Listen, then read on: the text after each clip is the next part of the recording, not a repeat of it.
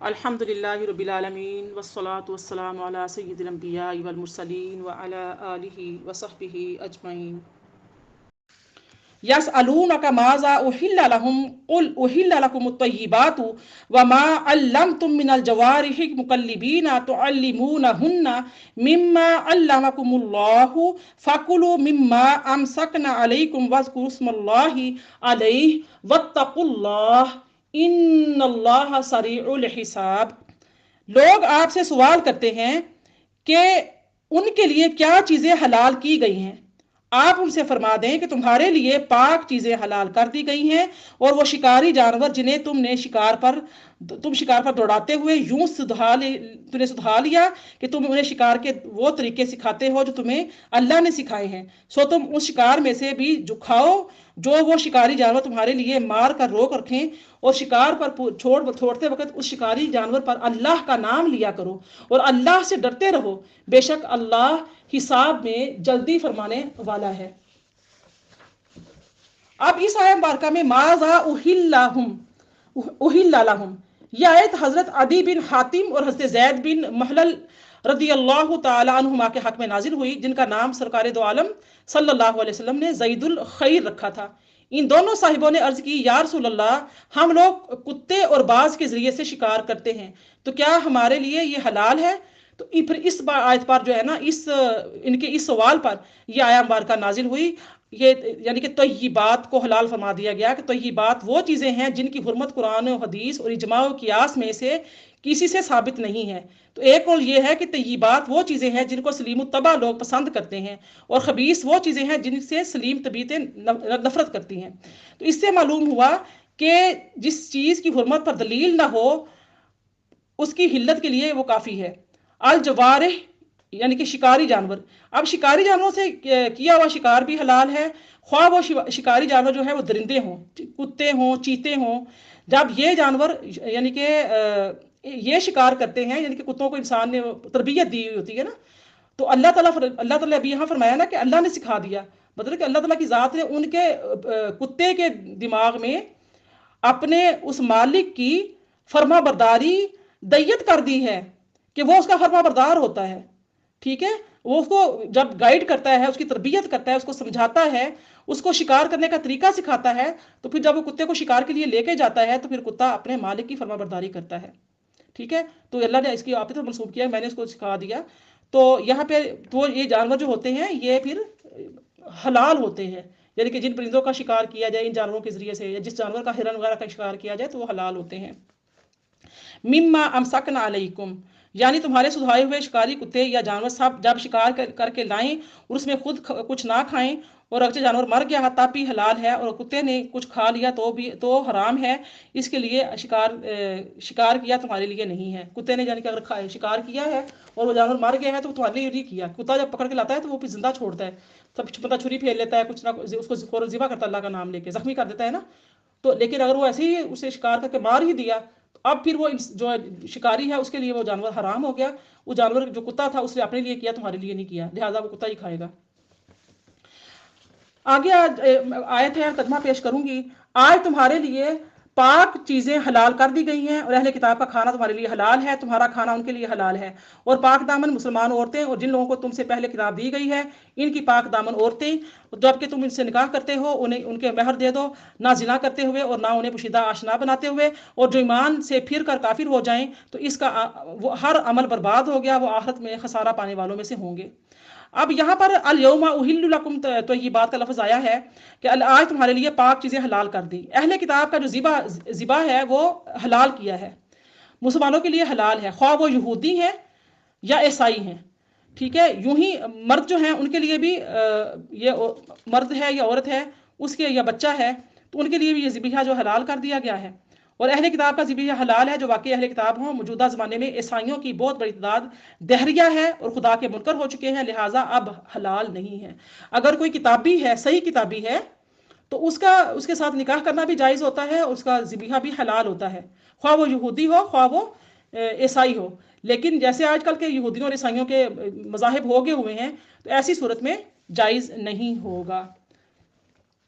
या अय्युहल्लज़ीना आमनू इज़ा कुमतुम इलस्सलाति फ़ग़सिलू वुजूहकुम व अयदियकुम इलल मराफ़िक़ि वमसहू बिरुऊसिकुम व अर्जुलकुम इलल कअबैन व इन कुंतुम जुनुबन फत्तहरू व इन कुंतुम मर्दा अव अला सफ़रिन अव जाअ अहदुम मिनकुम मिनल ग़ाइति अव लामस्तुमुन निसा फ़लम तजिदू माअन फ़तयम्ममू सईदन तय्यिबन फ़मसहू बिवुजूहिकुम व अयीदुकुम मिन्हु मा युरीदुल्लाहु लियजअला अलैकुम मिन हरजिन वलाकिन युरीदु लियुत्तहिरकुम व लियुतिम्म निअमतहु अलैकुम लअल्लकुम तशकुरून। ए ईमान वालों, जब तुम नमाज की तरफ खड़े होने लगो तो अपने चेहरों को और अपने हाथ कोहनियों तक धो लो और सरों का मसा करो और टखनों तक पांव धो लो। और अगर तुम बेगुसल हो तो खूब पाक हो जाओ। और अगर तुम बीमार हो या सफ़र में हो या तुम में कोई बैतुल खला से आया हो या तुमने औरतों से सोहबत की हो और उन सूरतों में पानी ना पाओ, पानी ना पाने की सूरतें हैं, तो पाक मिट्टी से तयम्मुम कर लो, अपने चेहरों और हाथों का मसा कर लो। अल्लाह नहीं चाहता कि तुम पर कुछ तंगी रखे, लेकिन वो चाहता है कि तुम्हें खूब पाक कर दे और अपनी नेमत तुम पर पूरी कर दे। देखें, वजू के 4 फराइज होते हैं, गुस्ल के 3 होते हैं और तयम्मुम के 2। एक तो तयम्मुम की नीयत होना जरूरी है, दूसरा यह है कि पाक मिट्टी होना जरूरी है, तीसरा यह है कि पानी ना हो, पानी मौजूद नहीं है तब। और फिर इसका सिर्फ क्या है कि अपने हाथों से कोहनियों समेत, हाथों का कोहनियों समेत मसा करना और अपने चेहरे का कर लेना, बस ये इतना ही है। बेशक आपके ऊपर गुस्ल फर्ज है या वजू फर्ज है। गुस्ल या वजू किसी भी वजह से है, आप यानी कि जुनबी हैं, आप हाइजा हैं, या वैसे ही यानी कि वॉशरूम से होकर आए हैं, पानी नहीं पाया, तो पाक मिट्टी से अपना मसा कर लो चेहरे का और कोहनियों तक हाथों का, तो बस ये आपका वजू हो गया, आपका गुस्ल हो गया। तो अब आप क्या कर सकते हैं, इस पे नमाज पढ़ सकते हैं। अब देख ली जो है यहाँ पर ये बयान करती चलूँ कि वजू के जो 4 फराइज बताए गए हैं, जितना धोने का हुक्म है उससे ज़्यादा कुछ धो लेना मुस्तहब है कि जहाँ तक अज़ाए वजू का धोया जाए, क़यामत के दिन वहाँ तक अज़ा रोशन होंगे। रसूल करीम ने फरमाया कि बाज़ सहाबा कराम के नमाज के लिए ताज़ा वजू फरमाया करते थे, जबकि अक्सर सहाबा कराम जब तक वजू टूट ना जाए उस वजू से एक दूसरे से नमाजें पढ़ लिया करते थे। एक वजू से ज़्यादा नमाजें अदा करने का अमल नबी करीम सल्लल्लाहु अलैहि वसल्लम से साबित भी है। अगरचे एक वजू से भी बहुत सी नमाजें फ़राइज़ नवाफिल दुरुस्त हैं, मगर हर नमाज के लिए जुदागाना वजू करना ज़्यादा बरकत और सवाब का जरिया है। याद रहे कि जहां धोने का हुक्म है वहां धोना ही जरूरी है, वहां मसा नहीं कर सकते। जैसे पाँव का धोना ही जरूरी है, मसा करने की इजाजत नहीं है। अगर मोजे पहने हुए हैं तो इनकी शराइत पाए जाने की सूरत में मोजों पर मसा किया जा सकता है। लोग जराबों को मोजे समझ लेते हैं। मोजा जो होता है वो लेदर का होता है। मोजे के अहकामात और हैं, उसके पहनने की भी अहकामात और हैं, और मोजे की जो हैयत है और कैफियत है वो भी और है। लोग क्या कहते हैं, जराबों के ऊपर मसा कर रहे होते हैं, ये बात गलत है, मसा नहीं होता। और धोने की जो तारीफ है वो जरा आप नोट कर लीजिए कि रोज धोने की तारीफ होती है कि पानी के 2 कतरे आज़ाए वजू पर बह जाएं। जब भी वजू करो पहले अपने अपने हल्का सा पानी लो, हाथ गीले करो, अपने चेहरे को जब आप धो रहे हो तो अपने चेहरे को जैसे हम फेस पे क्रीम लगाते हैं या फेस पे तेल जिसम पे चौपड़ते हैं तेल लगाते हैं, ऐसे पहले पानी के साथ पूरे चेहरे पे जो आज़ाए वजू हैं उनको अच्छे तरीके से हल्के पानी के साथ पूरा गीला कर लें, अच्छे से मल लें, जैसे हम कोई तेल मलें या आप क्रीम चेहरे पे लगाएं उस तरीके से। फिर बाद में उसको धोएं। और चेहरे धोने में, चेहरे का वजू करने में बहुत बड़ी मिस्टेक है हमारी। हम चेहरे के सामने हिस्से में पानी डाल रहे होते हैं और साइडों पे हम क्या करते हैं, हाथ मल के मसा कर देते हैं। जबकि वजू की तारीफ ये होती है कि 2 कतरे पानी के बह जाएं और पेशानी के जो बाल जहां से शुरू होते हैं, बालों की जड़ है, वहां से लेकर हम ये थोड़ी तक जो हमारी चिन्ह होती है यहां तक, हम यहीं तक चुल्लू भर के पानी फेंक रहे होते हैं, छपके लगा रहे होते हैं। और साइडों से हम अपने क्या करते हैं, हाथ फेरते हैं और कानों की लो, एक कान की लो से दूसरे कान की लो तक कहा कि इसको धो, इसको धोते नहीं है। धोने का तरीका अगर मैं समझा पाऊं तो अपने हाथ को पानी से भर लो, पहले सामने चेहरे पे लगाओ, मारो अच्छे तरीके से, फिर पानी से हाथ भरो और अपने मुंह थोड़ा साइड पे करके कान की रोगी तो इस तरफ हाथ फेंको, जैसे आपने सामने चेहरे पे फेंका था ऐसे ही इस तरफ राइट साइड पे पानी फेंको और फिर बाई साइड पे पानी फेंको। अब ये 3 मरतबा आपका चेहरा धुलेगा और मुकम्मल चेहरा धुलेगा। चेहरे के सामने से 3 मरतबा चेहरा धो लेना और साइडों पे हाथ मार के गीला कर लेना, इससे वजू नहीं होता। तो इसी तरह से जब आप बाजू धोने लगो तो पहले तेल की तरह पानी चौपड़ लो, अच्छे से पानी मल लो, उसके बाद धो लो, ठीक है। तो पाँव भी ऐसे ही उंगलियों का खिलाल करो, तो ये से वजू होता है। मैं चाहती थी कि वीडियो की बना के सेंड करूं ऐसे चेहरा धोने की, लेकिन मुझे टाइम ही नहीं मिलता। आगे आयत है समीअना व अताअना वत्तकुल्लाह इन्नल्लाह अलीमुन बिज़ाति सुदूर, और अपने ऊपर अल्लाह के एहसान और उसके बाद वो अहद याद करो जो उसने तुमसे लिया था जब तुमने कहा हमने सुना और माना, अल्लाह से डरो बेशक अल्लाह दिलों की बात जानता है। ये जो आयत है सहाबा कराम रजी अल्लाह ताला अल्लाह ताला का अपने ऊपर एहसान याद कराया अल्लाह पाक ने सहाबा कराम को कि उसे तुम्हें मुसलमान बनाया, तुम्हारे लिए आसान अहकाम भेजे, सारी ज़मीन को मस्जिद और पाक करने वाला बनाया। नीज उस मिसाक को मुआहिदे को याद करो जो तुमने रसूलुल्लाह सल्लल्लाहु अलैहि वसल्लम के से बैत करते वक्त बैत उक़बा की रात और बैत रिजवान में किया। इस मुआहिदे में सहाबा किराम रदी अल्लाह ताला ने अर्ज किया था कि हम ताजदार रिसालत सल्लल्लाहु अलैहि वसल्लम का हर हुक्म हर हाल में सुनेंगे और मानेंगे। ए ईमान वालों, इंसाफ के साथ गवाही देते हुए अल्लाह के हुक्म पर खूब कायम हो जाओ और तुम्हें किसी कौम की अदावत इस पर ना उभारे कि तुम इंसाफ ना करो। इंसाफ करो, ये परहेजगारी की करीब है, और अल्लाह से डरो बेशक अल्लाह तुम्हारे अमाल देख रहा है, अल्लाह तुम्हारे अमाल से खबरदार है। अल्लाह ने ईमान वालों को अच्छे और अमल करने वालों से वादा फरमाया है कि उनके लिए बख्शिश और बड़ा सवाब है, और जिन्होंने कुफर किया और हमारी आयतों को झुटलाया वही दोजख वाले हैं। टाइम क्या हो गया जी? ठीक है भी है। अब यहाँ पर देखिए अमील सालिहात, अच्छे अमाल से मुराद हर वो अमल है जो रज़ाए इलाही का सबब बने। इसमें फ़राइज़ हैं, वाजिबात हैं, सुन्नतें हैं, मुस्तहब्बात हैं, जानी और माली इबादतें हैं, हकूकुल्लाह हैं और हकूकुल इबाद हैं। यानी कि यहाँ पर ईमान वालों से खिताब है। वअदल्लाहुल्लज़ीना आमनू व अमिलुस सालिहात, वो लोग जिन्होंने अल्लाह से वादा किया, यानी कौन से वो लोग हैं? ईमान वाले हैं। और क्या है कि अगर वो अमाले सालिह करते हैं नेकोकार, तो उनके लिए क्या है? अल्लाह की तरफ से मग़फ़िरत है, अजर अजीम है। अब इस एक हदीस मुबारका में ये है कि हज़रत मुआज़ बिन जबल रदी अल्लाह ताला फरमाते हैं कि मैंने एक सफ़र में रसूल अकरम सल्लल्लाहु अलैहि वसल्लम के हमरा था। एक रोज़ चलते चलते मैं आपके करीब हो गया और अर्ज़ की, या रसूल अल्लाह, मुझे ऐसा अमल बताइए कि जो मुझे जन्नत में दाखिल करे और जहन्नुम से दूर करे। तो नबी करीम सल्लल्लाहु अलैहि वसल्लम ने इरशाद फरमाया, तूने मुझसे एक बहुत बड़ी बात का सवाल किया है, अलबत्ता जिसके लिए अल्लाह ताला आसान फरमा दे उसके लिए आसान है। तुम अल्लाह ताला की इबादत करो, उसके साथ किसी को शरीक ना ठहराओ, नमाज कायम करो, ज़कात अदा करो, रमज़ान के रोज़े रखो, बैतुल्लाह शरीफ का हज करो। फिर इरशाद फरमाया कि मैं तुम्हें नेकी के दरवाजे ना बता दूं? रोज़ा ढाल है और सदका गुनाहों को ऐसे बुझाता है जैसे यानी कि जैसे पानी आग को बुझाती है, और रात के दरमियानी हिस्से में इंसान का नमाज पढ़ना भी गुनाहों को मिटाता है। फिर फरमाया तताजाफा जुनूबुहुम अनिल मदाजि'i, इनकी करवटें बिस्तरों से अलग रहती हैं, से लेकर या मालूम तक तिलावत फरमाई। फिर इरशाद फरमाया कि मैं तुम्हें सारी चीज़ों का सर, सतून और कोहान की बुलंदी ना बता दूं? सर, सतून और कोहान की बुलंदी ना बता दूं? मैंने अर्ज किया, हाँ या रसूलल्लाह सल्लल्लाहु अलैहि वसल्लम। इरशाद फरमाया, तमाम चीज़ों का सर इस्लाम है और इसका सतून नमाज है और कोहान की बुलंदी जिहाद है। फिर इरशाद फरमाया, क्या मैं तुम्हें उन सब के असर की खबर ना दे दूं? मैंने अर्ज किया, या रसूलल्लाह क्यों नहीं?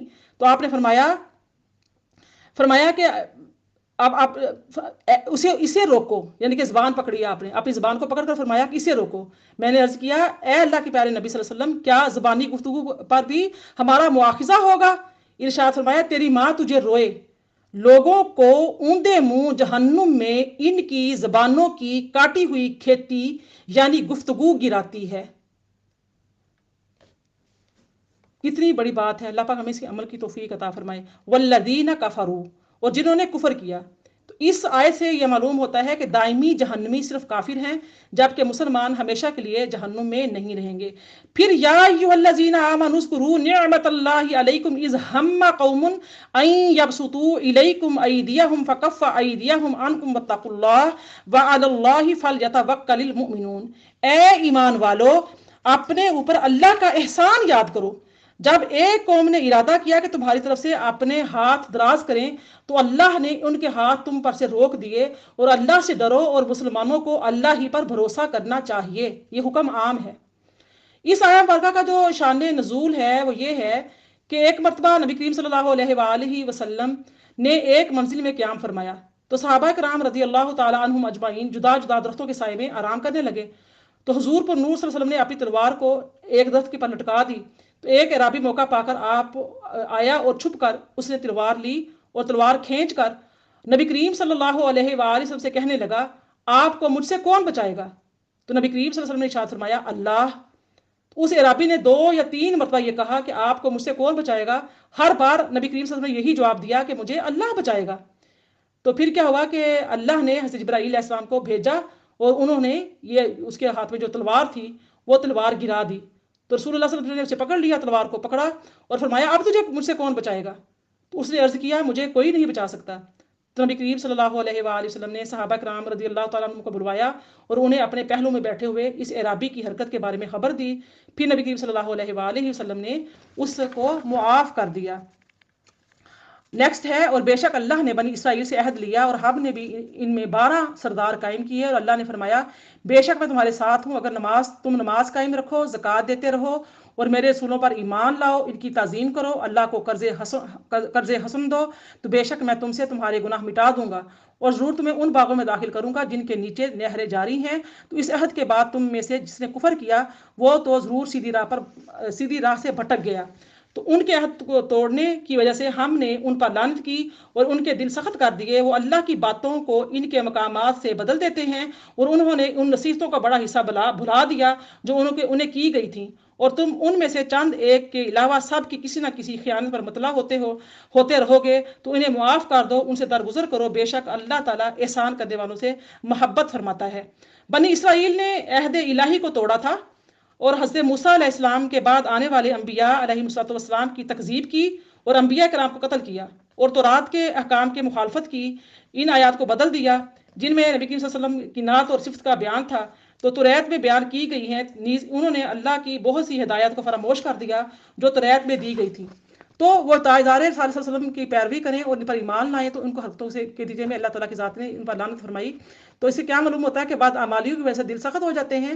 تو حضرت یحییٰ بن معاذ فرماتے ہیں کہ آنسو دلوں کی سختی کی وجہ سے خشک ہوتے ہیں اور دلوں کی سختی گناہوں کی کثرت کی وجہ سے ہوتی ہے، اور عیب زیادہ ہونے کی وجہ سے گناہ کثیر ہو جاتے ہیں۔ اللہ تعالیٰ سے دعا ہے اللہ پاک ہمیں دل کی سختی سے محفوظ فرمائے۔ وَلَا تَزَالُ تَطَّلِعُ، اللہ تعالیٰ یعنی کہ اور آپ ہمیشہ مطلع ہوتے رہیں گے۔ اب بعض مفسرین کا قول ہے کہ یہ آیت اس قوم کے بارے میں نازل ہوئی ہے جنہوں نے پہلے نبی کریم صلی اللہ علیہ وسلم سے عہد کیا تھا پھر توڑ دیا، پھر اللہ تعالیٰ نے اپنے حبیب صلی اللہ علیہ وسلم کو اس پر مطلع فرمایا اور یہ آیت نازل ہوئی۔ اب اس میں 2 معنی نکلتے ہیں، ایک یہ ہوتا ہے کہ عہد شکنی کرنا، اس سے آپ درگزر کریں، وہ جنگ سے باز رہیں اور جزیہ ادا کرنے سے منع نہ کریں۔ اور جنہوں نے نیکسٹ آیت مبارکہ ہے آیت نمبر 14 ہے، اور جنہوں نے دعویٰ کیا کہ ہم نصارہ ہیں، ان سے ہم نے عہد لیا، تو وہ ان نصیحتوں کا بڑا حصہ بلا بیٹھے اور جو انہیں کی گئی تھی تو ہم نے ان کے درمیان قیامت کے دن تک کے لیے دشمنی اور بغض ڈال دیا، اور ان قریب اللہ انہیں بتا دے گا جو کچھ وہ کرتے تھے۔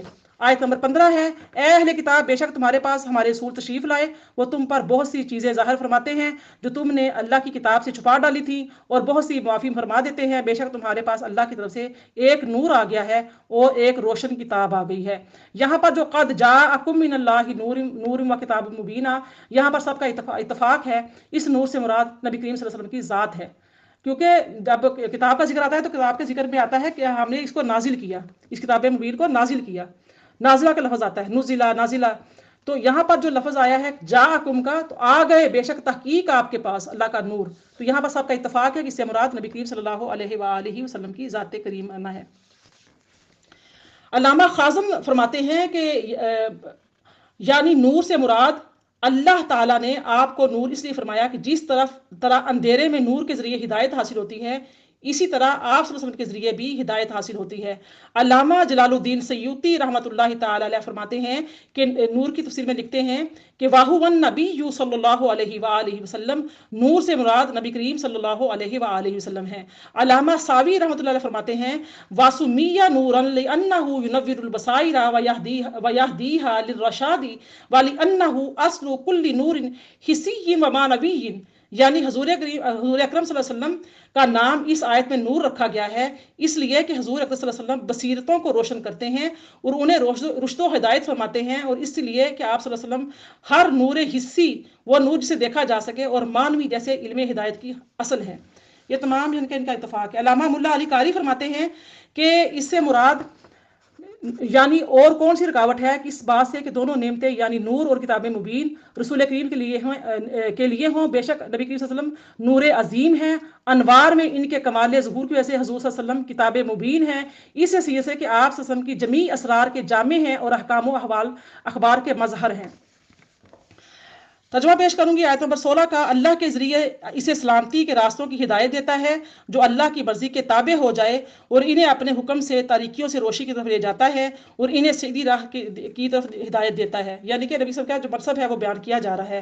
بے شک وہ لوگ کافر ہو گئے جنہوں نے کہا کہ اللہ ہی مسیح ابن مریم ہے۔ تم فرما دو اور اللہ مسیح ابن مریم کو، اس کی ماں اور تمام زمین والوں کو ہلاک کرنے کا ارادہ فرما لے تو کون ہے جو اللہ سے بچانے کا طاقت رکھتا ہے؟ اور آسمانوں اور زمین کی جو کچھ ان کے درمیان ہے سب کی بادشاہت اللہ ہی کے لیے ہے، وہ جو چاہتا ہے پیدا کرتا ہے اور اللہ ہر شے پر قادر ہے۔ ارشاد ہوتا ہے، آیت نمبر 18 ہے، اور یہودیوں اور عیسائیوں نے کہا ہم اللہ کے بیٹے اور اس کے پیارے ہیں۔ اے حبیب آپ فرما دیں کہ اگر ایسا ہے تو پھر وہ تمہیں تمہارے گناہوں پر عذاب کیوں نہیں دیتا، بلکہ تم بھی اس کی مخلوق میں سے عام آدمی ہو۔ وہ جسے چاہتا ہے بخش دیتا ہے، جسے چاہتا ہے سزا دیتا ہے، اور آسمانوں اور زمین میں جو کچھ ہے اس کے درمیان ہے سب کی سلطنت اللہ ہی کے لیے ہے اور اسی کی طرف لوٹ کر جانا ہے۔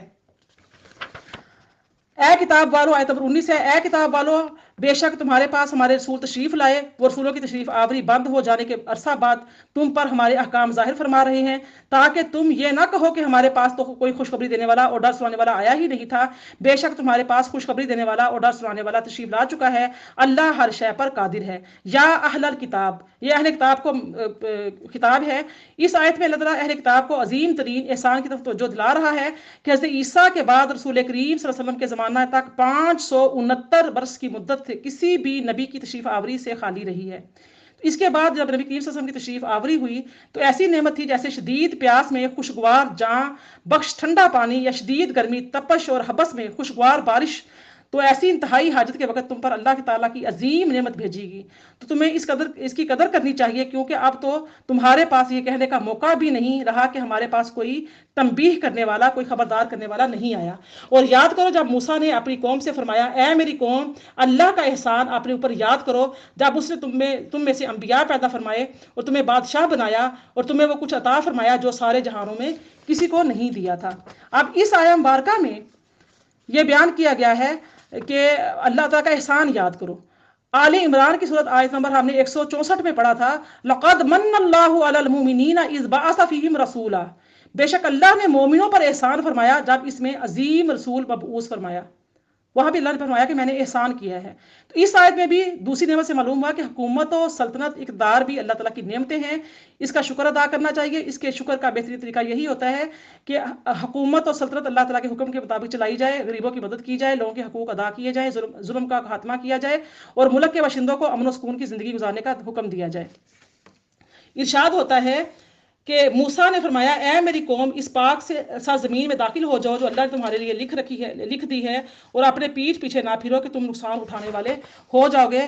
قوم نے کہا، اے موسیٰ اس سرزمین میں تو بڑے زبردست لوگ ہیں اور ہم اس میں ہرگز داخل نہ ہوں گے جب تک وہ وہاں سے نکل نہ جائیں، تو اگر وہ وہاں سے نکل جائیں تو ہم شہر میں داخل ہو جائیں گے۔ ارشاد ہوتا ہے، اللہ سے ڈرنے والوں میں سے جو مرد جن پر اللہ نے احسان کیا تھا انہوں نے کہا، شہر کے دروازے سے ان پر داخل ہو جاؤ، جب تم دروازے میں داخل ہو جاؤ گے تو تم ہی غالب ہوگے اور تم ایمان والے ہو تو اللہ پر بھروسہ کرو۔ دل چاہتا ہے نا کہ یہ باجی ان آیتوں کو کھولیں تو یہ آیتیں کھولیں گی جب ٹائم بہت زیادہ ہو تو پھر کھلتی ہیں آیتیں۔ بسم اللہ۔ تو پھر قوم نے کہا کہ اے موسیٰ بے شک ہم تو وہاں ہرگز کبھی نہیں جائیں گے جب تک وہ وہاں ہیں، تو آپ اور آپ کا رب دونوں جاؤ اور لڑو اور ہم تمہیں یہیں بیٹھے ہوئے ہیں۔ موسیٰ نے عرض کی، اے میرے رب مجھے صرف اپنی جان اور اپنے بھائی کا اختیار ہے، تو ہمارے اور نافرمان قوموں کے درمیان جدائی ڈال دے۔ اللہ نے فرمایا، بس 40 سال تک وہ زمین میں ان پر حرام ہے، یہ زمین میں بھٹکتے پھریں گے، تو اے موسیٰ تم اس نافرمان قوم پر افسردہ نہ ہو۔ اور اے حبیب صلی اللہ علیہ، آیت نمبر میں پیش کر رہی ہوں آپ کے سامنے 27، 28، 29۔ اور اے حبیب انہیں آدم کے 2 بیٹوں کی سچی خبر پڑھ کر سناؤ، جب دونوں نے ایک قربانی پیش کی تو ان میں سے ایک کی طرف تو قبول کر لی گئی، دوسرے کی طرف سے قبول نہ کی گئی، تو دوسرا بولا میں ضرور تجھے قتل کروں گا۔ پہلے نے کہا اللہ صرف ڈرنے والوں سے قبول فرماتا ہے، بے شک اگر تجھے قتل کرنے کے لیے میری طرف اپنا ہاتھ بڑھائے گا تو میں تجھے قتل کرنے کے لیے اپنا ہاتھ تیری طرف نہیں بڑھاؤں گا۔ میں اللہ سے ڈرتا ہوں جو سارے جہانوں کا مالک ہے، میں تو یہ چاہتا ہوں کہ میرا اور تیرا گناہ دونوں تیرے اوپر ہی پڑ جائیں تو دوزخی ہو جائے، اور ظلم کرنے والوں کی یہی سزا ہے۔ تو اس کے نفس نے اسے اپنے بھائی کو قتل کرنے پر راضی کر لیا، تو اس نے اسے قتل کر دیا، پھر وہ نقصان اٹھانے والوں میں سے ہو گیا۔ پھر اللہ نے ایک کوا بھیجا جو زمین میں قرید رہا تھا کہ اسے دکھائے کہ وہ اپنے بھائی کی لاش کیسے چھپائے۔ کوے کا واقعہ دیکھ کر قاتل نے کہا ہائے افسوس، میں اس کوے جیسا بھی نہ ہو سکا کہ اپنے بھائی کی لاش چھپا لیتا، تو پچھتانے والوں میں سے ہو گیا۔ اس کے سبب ہم نے بنی اسرائیل پر لکھ دیا کہ جس نے کسی جان کے بدلے یا زمین میں فساد پھیلانے کے بدلے کے بغیر کسی شخص کو قتل کیا تو گویا اس نے تمام انسانوں کو قتل کر دیا، اور جس نے کسی ایک جان کو قتل سے بچا کر زندہ رکھا اس نے گویا تمام انسانوں کو زندہ رکھا، اور بے شک اس کے پاس ہمارے رسول روشن دلیلوں کے ساتھ آئے، پھر بے شک ان میں سے بہت سے لوگ اس کے بعد بھی زمین میں زیادتی کرنے والے ہیں۔ ارشاد ہوتا ہے بے شک جو لوگ اللہ اور اس کے رسول سے لڑتے ہیں اور زمین میں فساد برپا کرنے کی کوشش کرتے ہیں، ان کی سزا یہی ہے کہ انہیں جو خوب قتل کیا جائے یا انہیں سولی دے دی جائے۔ یہ غیر مسلم کے حوالے سے ہے، یا ان کے ایک طرف ہاتھ اور دوسری طرف کے پاؤں کاٹ دیے جائیں، ملک کی سر زمین سے جلاد وطن کر کے دور کر دیے جائیں۔ یہ ان کے لیے دنیا میں رسوائی ہے اور آخرت میں بھی ان کے لیے عذاب ہے۔ ارشاد ہوتا ہے آیت نمبر 34 ہے مگر وہ کہ جنہوں نے توبہ کر لی اس سے پہلے کہ تم ان پر قابو پاؤ تو جان لو کہ اللہ بخشنے والا مہربان ہے۔ یہ آیتیں بالکل کلیئر ہیں، آپ کو صاف سمجھ آ رہی ہوگی۔ ارشاد ہے اے ایمان والو اللہ سے ڈرو اور اس کی طرف وسیلہ ڈھونڈو اور اس کی راہ میں جہاد کرو اس امید پر کہ تم فلاح پاؤ۔ یہ وسیلہ ڈھونڈنا ہوتا ہے کسی، یعنی کہ وسیلہ کس چیز کا ہے کہ اللہ تعالیٰ تک پہنچنے کا وسیلہ۔ انبیاء ہوتے ہیں، انبیاء کا سلسلہ ختم ہو گیا ہے، علماء ہیں، قرآن کو سمجھنے کے لیے، حدیث کو سمجھنے کے لیے، دینی تعلیمات کو سمجھنے کے لیے وسیلے ڈھونڈو، اللہ تعالیٰ کو پانے کے لیے وسیلے ڈھونڈو۔ تو یہ یعنی کہ وسیلے ہوتے ہیں، ان کے اوپر کوئی بات کفر شرک والی نہیں ہوتی۔ بے شک اگر کافی لوگ جو کچھ زمین میں ہیں وہ سب اور اس کے برابر اتنا ہی اس کے ساتھ ملا کر قیامت کے دن کے عذاب سے چھٹکارے کے لیے دیں تو ان سے قبول نہیں کیا جائے گا، اور ان کے لیے دردناک عذاب ہے، وہ دوزخ سے نکلنا چاہیں گے وہ اس سے نکل نہیں سکیں گے، ان کے لیے ہمیشہ کا عذاب ہے۔ یعنی اگر کافر دنیا کا مالک ہو اور اس کے ساتھ اس کے برابر دوسری دنیا کا مالک ہو اور یہ سب کچھ اپنی جان کو قیامت کے دن عذاب سے چھڑانے کے لیے فدیہ کر دے تو اس کا یہ فدیہ قبول نہیں کیا جائے گا، اور قیامت کے دن کافروں کو عذاب ضرور دیا جائے گا۔ اس دن ان کے پاس عذاب سے چھٹکارے کی کوئی صورت نہیں ہوگی۔ اور جو مرد یا عورت چور ہو تو اللہ کی طرف سے سزا کے طور پر ان کے عمل کے بدلے میں ان کے ہاتھ کاٹ دو، اللہ غالب حکمت والا ہے۔ تو جو اپنے ظلم کے بعد توبہ کر لے اور اپنی اصلاح کر لے تو اللہ تعالیٰ اپنی مہربانی سے اس پر رجوع فرمائے گا، بے شک اللہ بخشنے والا مہربان ہے۔ کیا تجھے معلوم نہیں کہ آسمانوں اور زمین کی بادشاہی اللہ ہی کے لیے ہے، وہ جسے چاہتا ہے سزا دیتا ہے، جسے چاہتا ہے بخش دیتا ہے، اللہ ہر شے پر قادر ہے۔ اے رسول جو کفر میں دوڑے چلے جاتے ہیں آپ غمگین نہ کریں، یہ وہ ہیں جو اپنے منہ سے کہتے ہیں کہ ہم ایمان لائے حالانکہ ان کے دل مسلمان نہیں۔ اور کچھ یہودی بہت جھوٹ سنتے ہیں، ان دوسرے لوگوں کو بھی خوب سنتے ہیں جو آپ کے بارگاہ میں نہیں آئے، یہ اللہ کے کلام کو اس کے مقامات کے سے بدل دیتے ہیں۔ یہ آپس میں کہتے ہیں کہ اگر تمہیں یہ تحریف والا حکم ملے تو اسے لے لینا، اور اگر تمہیں یہ نہ ملے تو بچنا، اور جسے اللہ گمراہ کرتا ہے تو چاہے اے مخاطب تو ہرگز اسے اللہ سے بچانے کا کچھ اختیار نہیں رکھتا۔ یہی وہ لوگ ہیں جن کے دلوں کو پاک کرنے کا اللہ نے ارادہ نہیں فرمایا، ان کے لیے دنیا اور آخرت میں رسوائی ہے اور ان کے لیے آخرت میں بڑا عذاب ہے۔ لا يحزنک الذین یسارعون فی الکفر، جو کفر میں دوڑے جاتے ہیں آپ ان کے لیے غمگین نہ ہوں۔ یہاں سے منافقین کی حرکتوں کا بیان ہے۔ سب سے پہلے اللہ تعالیٰ نے نبی کریم صلی اللہ علیہ وسلم کو یا ایھا الرسول کے مبارک خطاب سے عزت عطا فرمائی، اور پھر نبی کریم صلی اللہ علیہ وسلم کی تسکین قلب کا سامان مہیا فرمایا کہ اے حبیب صلی اللہ علیہ وسلم میں آپ کا ناصر یعنی کہ میں آپ کا مددگار ہوں منافقین کے کفر میں جلدی کرنے یا ان کے کفر ظاہر کرنے اور کفار کے ساتھ دوستیاں کر لینے سے آپ رنجیدہ نہ ہوں۔ پھر منافقین کی منافقت کا بیان فرمایا کہ صرف زبان سے کلمہ پڑھتے ہیں اور دل سے ایمان نہیں لاتے۔ وَمِنَ الَّذِينَ هَادُوا سَمَّاعُونَ لِلْكَذِبِ، اور کچھ یہودی بہت جھوٹ سنتے ہیں، يُحَرِّفُونَ الْكَلِمَ مِن بَعْدِ مَوَاضِعِهِ، یہ اللہ کے کلام کو اس کے مقامات کو بدل دیتے ہیں۔ بہت جھوٹ سننے والے بڑے حرام خور ہیں۔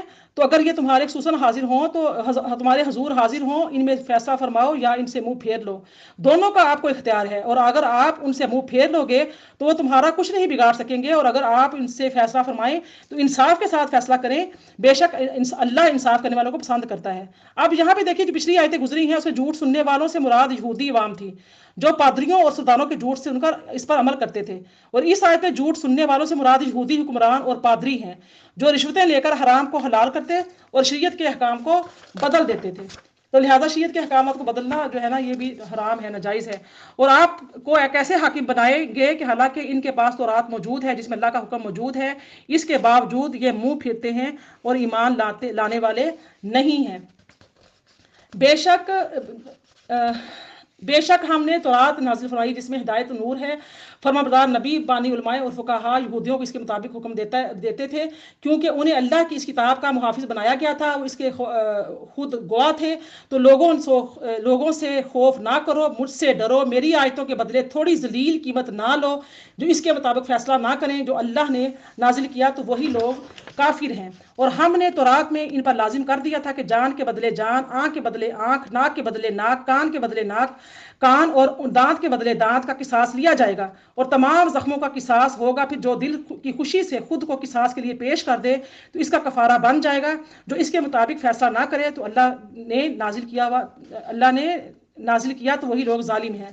اور ہم نے نبیوں کے پیچھے ان کے نقش قدم عیسیٰ ابن مریم کو بھیجا تو اس تورات کی تصدیق کرتے ہوئے جو اس سے پہلے موجود تھی، اور ہم نے اسے انجیل عطا کی جس میں ہدایت اور نور تھا، وہ انجیل سے پہلے موجود تورات کی تصدیق فرمانے والے تھے، پرہیزگاروں کے لیے ہدایت اور نصیحت ہے۔ اور انجیل والوں کو بھی اس کے مطابق حکم کرنا چاہیے جو اللہ نے اس پر نازل فرمایا ہے، اور جو اس کا مطابق فیصلہ نہ کرے جو اللہ نے نازل کیا تو وہی لوگ نافرمان ہیں۔ اور اے حبیب ہم نے آپ کی طرف سچی کتاب اتاری جو پہلی کتابوں کی تصدیق فرمانے والی ہے، اس پر نگہبان ہے، اور ان اہل کتاب میں اللہ کے نازل کردہ حکم کے مطابق فیصلہ کرو، اور اے سننے والے اپنے پاس آیا ہوا حق چھوڑ کر ان کی خواہشوں کی پیروی نہ کرنا۔ اے سننے والے، میں سنا رہی ہوں، آپ سن رہے ہیں اللہ پاک کا کلام، ان لوگوں جن کے پیچھے لگ کے اپنی خواہشات کی پیروی نہ کرنا۔ ہم نے تم سب کے لیے ایک شریعت اور راستہ بنایا ہے، اگر اللہ چاہتا تم سب کو ایک ہی امت بنا دیتا، مگر ایسا نہیں کیا، تاکہ جو شریعتیں اس نے تمہیں دی ہیں ان میں تمہیں آزمائے تو نیکیوں کی طرف دوسروں سے آگے بڑھ جاؤ۔ تم سب کو اللہ ہی کی طرف لوٹنا ہے تو وہ تمہیں بتا دے گا وہ بات جس بات پر تم جھگڑا کرتے ہو، تم جھگڑ رہے ہو۔ اے مسلمان، یہ کہ ان لوگوں کے درمیان اس کے مطابق فیصلہ کرو جو اللہ نے نازل فرمایا ہے، اور ان کی خواہشات کے پیچھے نہ چلو، ان سے بچتے رہو کہ کہیں وہ تمہیں اس کے بعد احکام سے ہٹا نہ دیں جو اللہ نے تمہاری طرف نازل کیا ہے۔ پھر اگر وہ منہ پھیریں تو جان لو کہ اللہ نے انہیں ان کے بعض گناہوں کی سزا پہنچانا چاہتا ہے، اور بے شک بہت سے لوگ نافرمان ہیں۔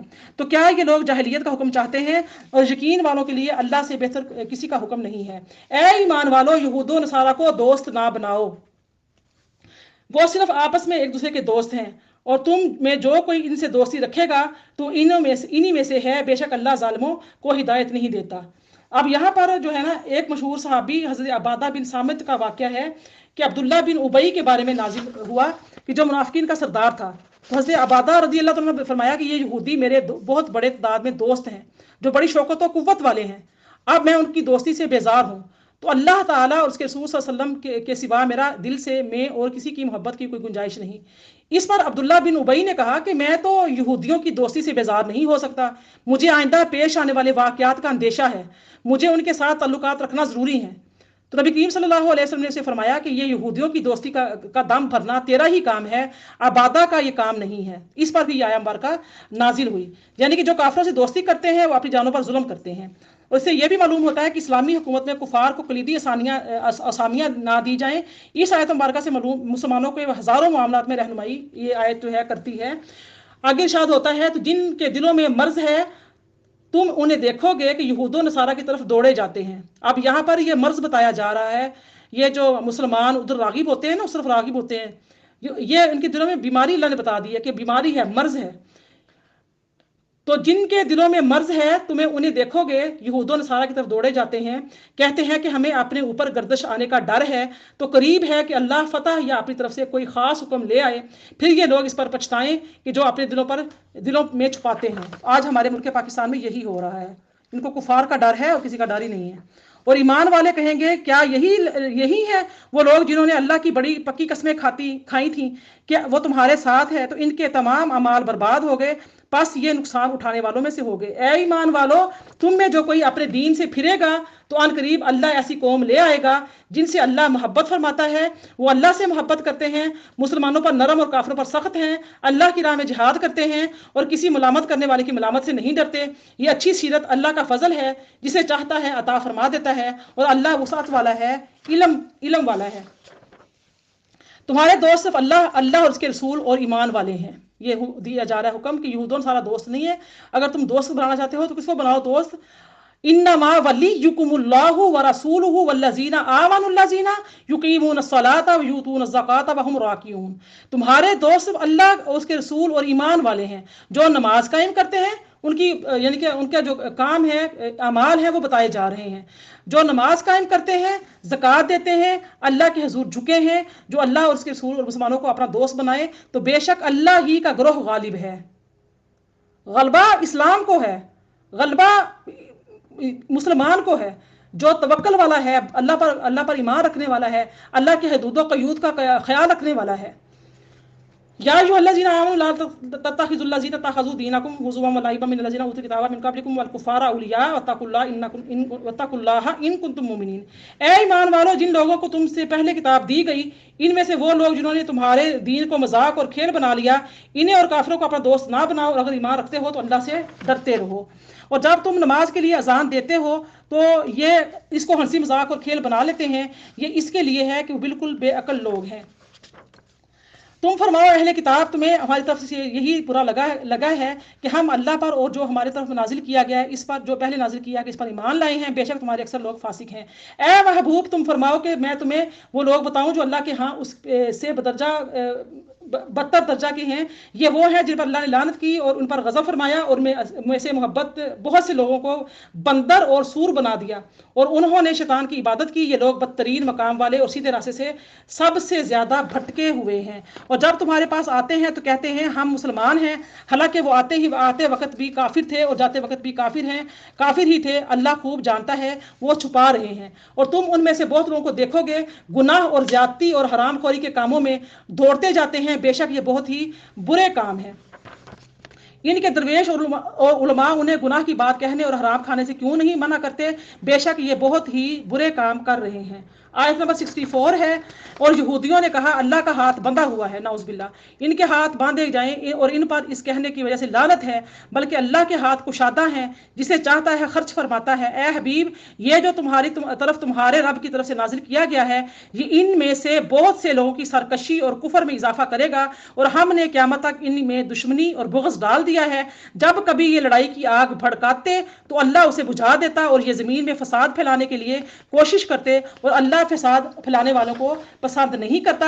اور اگر اہل کتاب ایمان لاتے اور پرہیزگاری اختیار کرتے تو ضرور ہم ان کے گناہ مٹا دیتے، اور ضرور انہیں نعمتوں کے باغوں میں داخل کرتے۔ اور اگر وہ تورات اور انجیل جو کچھ ان کی طرف سے ان کے رب کی جانب سے نازل کیا گیا ہے اسے قائم کر لیتے تو ان کی اوپر سے ان کے قدموں کے نیچے سے رزق ملتا۔ ان میں سے ایک گروہ وہ اعتدال کی راہ والا ہے، اور ان میں اکثریت بہت ہی برے کام کر رہی ہے۔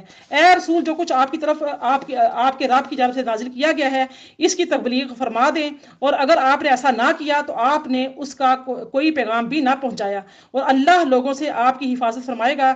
بے شک اللہ کافروں کو ہدایت نہیں دیتا۔ بلغوا انی ولو آیا، حدیث مبارکہ ہے کہ نبی نے فرمایا کہ تمہارے پاس اگر میری کوئی ایک بھی آیت پہنچے تو اس آیت کو دوسروں تک پہنچا دو۔ تو یہ مشن ہی علماء کرام کا ہے، اور علماء کرام یہی مشن کو لے کر چل رہے ہیں، اور اللہ ہی ان کی حفاظت فرمانے والا ہے۔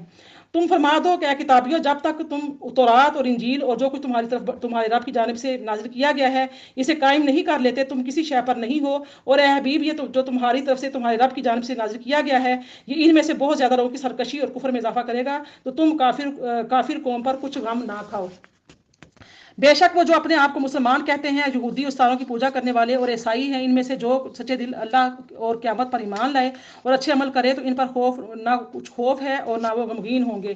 بے شک ہم نے بنی اسرائیل سے عہد لیا اور ان کی طرف رسول بھیجے، جب کبھی اس کے پاس کوئی رسول وہ بات لے کر آیا جو ان کے نفس کو پسند نہیں تھی تو انہوں نے انبیاء ایک گروہ کو جھٹلایا اور ایک گروہ کو شہید کرتے رہے، اور انہوں نے یہ گمان کیا کہ انہیں کوئی سزا نہ ہوتی تو یہ اندھے اور بہرے ہوں گے۔ پھر اللہ نے ان کی توبہ قبول کی، پھر ان میں سے بہت سے اندھے اور بہرے ہو گئے تو اللہ ان کے کام دیکھ رہا تھا۔ بے شک وہ لوگ کافر ہو گئے جنہوں نے کہا کہ اللہ وہی مسیح مریم کا بیٹا ہے، حالانکہ مسیح نے تو یہ کہا تھا کہ اے بنی اسرائیل اللہ کی بندگی کرو، یہ میرا بھی رب ہے اور تمہارا بھی رب ہے۔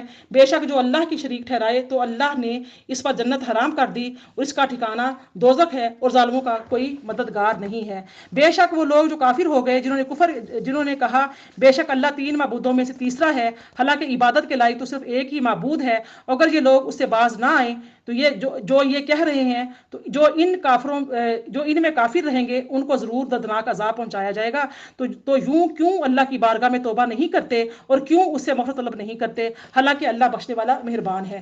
مسیح ابن مریم تو صرف ایک رسول ہیں، اس سے پہلے بہت سے رسول گزر چکے ہیں، ان کی ماں صدیقہ بہت سچی ہیں، وہ دونوں کھانا کھاتے تھے۔ دیکھو تو ہم ان کے لیے کیسی صاف نشانیاں بیان کرتے ہیں، پھر دیکھو وہ کیسے پھرے جاتے ہیں۔ تم فرماؤ کہ کیا تم اللہ کے سوا اس کی عبادت کرتے ہو جو نہ تمہارے نقصان کا مالک ہے اور نفع کا، اور اللہ ہی سننے والا ہے، جاننے والا ہے۔ آپ فرما دو کہ اے کتاب والو اپنے دین میں نہ حق غلو زیادتی نہ کرو اور ان لوگوں کی خواہشات پر نہ چلو جو پہلے خود بھی گمراہ ہو چکے ہیں اور بہت سے دوسرے لوگوں کو بھی گمراہ کر چکے ہیں اور سیدھی راہ سے بھٹک رہے ہیں۔ بنی اسرائیل میں کفر کرنے والوں پر داؤد اور عیسیٰ بن مریم کی زبان پر سے لعنت کی گئی ہے۔ یہ لعنت اس وجہ سے تھی کہ انہوں نے نافرمانی کی اور سرکشی کرتے رہے۔ وہ ایک دوسرے کو کسی برے کام سے منع نہ کرتے تھے، وہ جو کیا کرتے تھے بے شک یہ بہت ہی برے کام ہیں۔ تم ان میں سے جو بہت سے لوگوں کو دیکھو گے کہ کافروں سے دوستی کرتے ہیں تو ان کی جانوں نے ان کے لیے کتنی بری چیز آگے بھیجی ہے۔ ان پر اللہ نے غضب کیا اور جو لوگ ہمیشہ عذاب میں ہی رہیں گے۔ آیت نمبر 80 تھی۔ اور اگر اللہ نبی اور اس کے پر جو نبی کی طرف نازل کیا گیا ہے ایمان لائے تو کافروں کو دوست نہ بناتے، لیکن ان میں بہت زیادہ فاسق ہیں۔ ضرور تم مسلمانوں کو سب سے زیادہ شدید دشمن یہودیوں اور مشرکوں کو پاؤ گے، اور ضرور تم مسلمانوں کی دوستی میں سب سے زیادہ قریب ان کو پاؤ گے جو کہتے تھے ہم نصارہ ہیں۔ یہ اس لیے ہے کہ ان میں علماء اور عبادت گزار موجود ہیں اور یہ تکبر نہیں کرتے۔ اللہ کا شکر ہے کہ ہمارا پارہ ماشاء اللہ مکمل ہو گیا ہے، الحمدللہ۔ اللہ پاک قبول فرمائے، اللہ پاک عمل کی توفیق عطا فرمائے۔ اور ٹائم زیادہ ہو گیا، تھوڑا 18 منٹ اوپر چلے گئے ہیں، میں معذرت چاہتی ہوں بہت زیادہ۔